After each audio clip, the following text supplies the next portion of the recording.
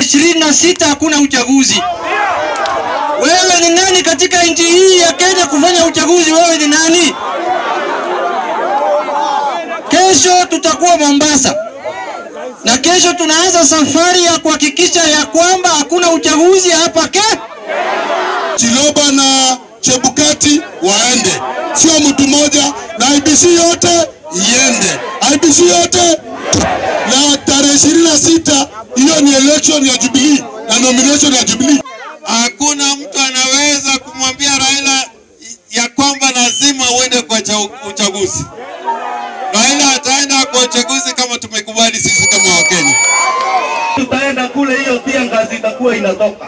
Tunawapea nafasi kuwatorokea. Tuende tuandamane na wao.